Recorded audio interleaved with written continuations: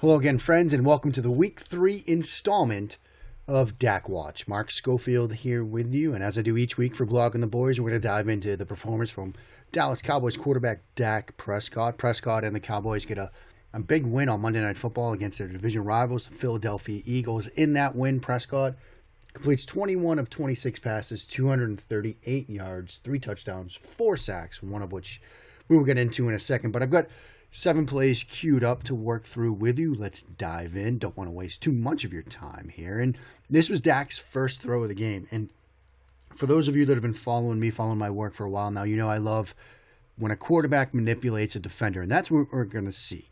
You've got a 2 tight end look here on the field. You've got a 4-by-1 look, single receiver here, 4 receivers to this side of the field. Now, if you're the linebacker that we've got shadowed in here, you're probably going to want to open up and help to this 4 receiver side. But Dak is going to manipulate this guy out of position, get him to bite on this slant route to create space, to throw the sit route to the tight end. And you'll see that unfold. Dak's going to take the snap, eventually open to his left and the slant route, move him, reset, and throw the sit route. Now, it's a small completion, but I just love how Prescott plays this, right? Because you see this defender is reading his eyes.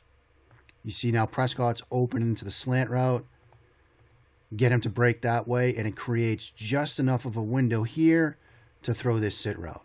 It's just that tiny little bit of manipulation, but it's the kind of manipulation that matters. You see it from the end zone angle and how that creates the throw-in lane, that act of manipulating that defender, come back, throw that. Really love that play. Now, this is the strip sack that goes for an Eagles touchdown, and I want to talk about how this play came together and why Dak opens and looks to where he wants to throw this football. You come out in a 3-by-1 look. You bump Ezekiel Elliott to the outside. You got a receiver here in a tight alignment, sort of a condensed split. Now, watch what happens defensively.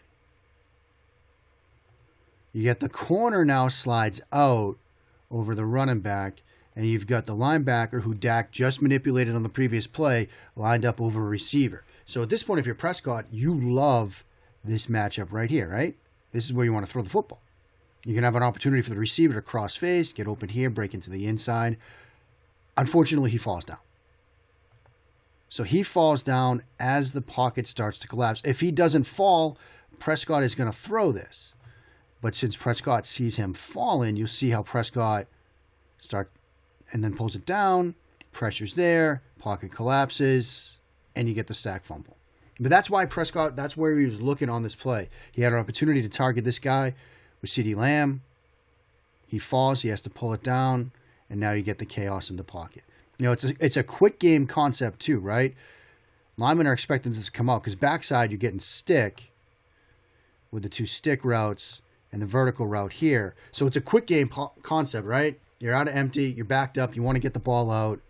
Unfortunately, Prescott decides pre-snap that this is where he wants to go with it, and we can see why. And then the receiver just falls down.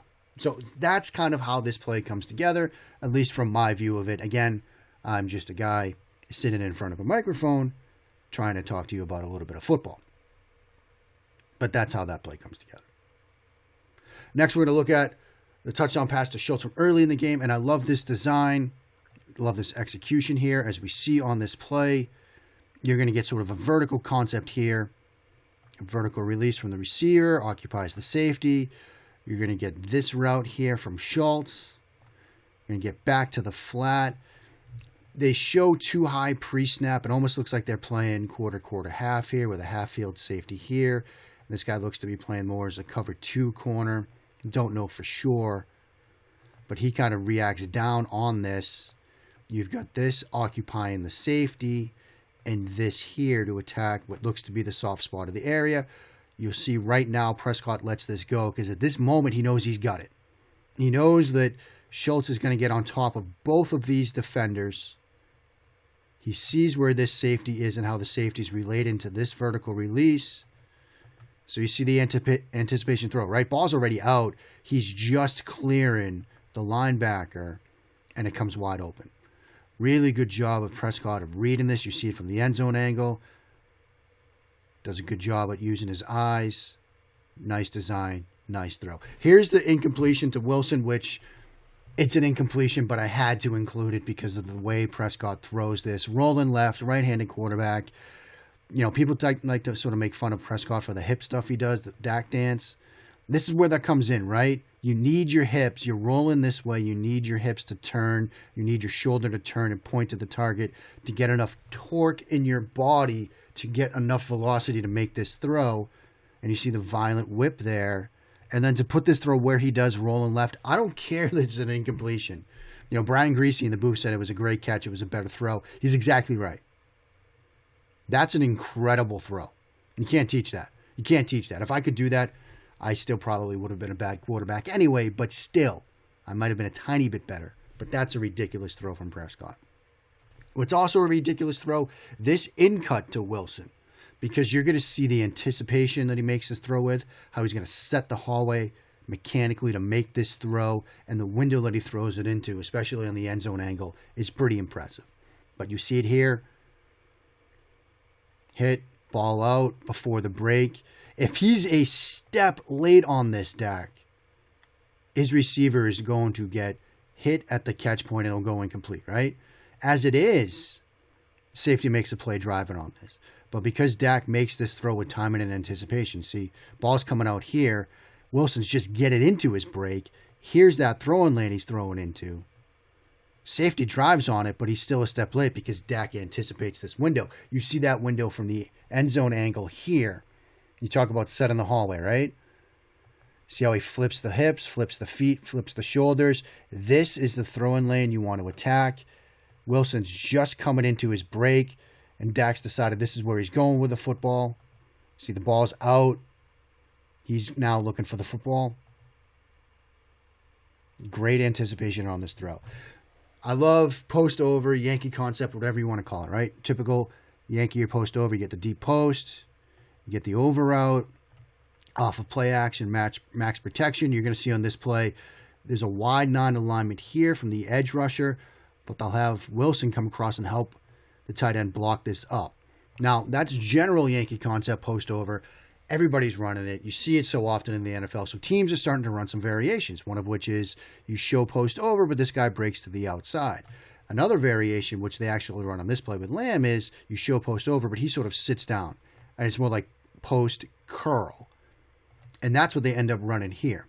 But first, you see that wide non-alignment creates a little bit of problem. You got two guys trying to block it up, but it's tough, that wide non-alignment. We'll see that again in another play. Prescott sees that, does a great job at climbing the pocket, creates space, and now you've got the post route deep and this sort of curl route with Lamb checking up. And Prescott puts this throw to the outside. I love the placement here. See how that defender bails to the inside. Maybe he's expecting that to continue over, so his momentum carries him there. Prescott, however, leads Lamb to the outside. Love the placement on it. Defender recovers and makes a nice tackle, but if he doesn't, by leading him to the outside, Prescott has created an opportunity for yardage after the catch. Let's sort of just run through this play again. You see the pocket movement, step around, put this to the outside, give your receiver a chance for some yardage after the catch. Again, that wide non-alignment gives them a problem, but Prescott corrects it with his athleticism. Good placement, good throw. Now we get late in the game here, fourth quarter. I love this call, 31 situation. You're at the plus 22 here, just outside the red zone. You go a little boot action, right? She'll run, boot this way. You'll get the vertical here. You'll get the tight end releasing. That's going to be the throw that he makes.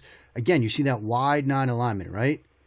Prescott knows he has to be aware of that because his tight end's releasing. This guy's going to have a free shot because of the blocking scheme and the flow of the play. So you have to get eyes on him quickly. Fake, eyes on him, get around him, make the throw. And then a great job after the reception by the tight end. But you see from the end zone angle, you see that width, right? That wide non-alignment. And with the tight end having that free release and everybody blocking this way to sell the run action, Prescott's got to be wary. This guy might be in your kitchen when you come out of the fake. So get eyes on him fast. Right there. Does it? Okay, I've got room. Let's get around him. Make the throw. Let your guy be an athlete after the catch. So from my viewing of it, very solid game from Dak Prescott. Very solid game from the Dallas Cowboys offense. Big win over their division rivals on Monday Night Football.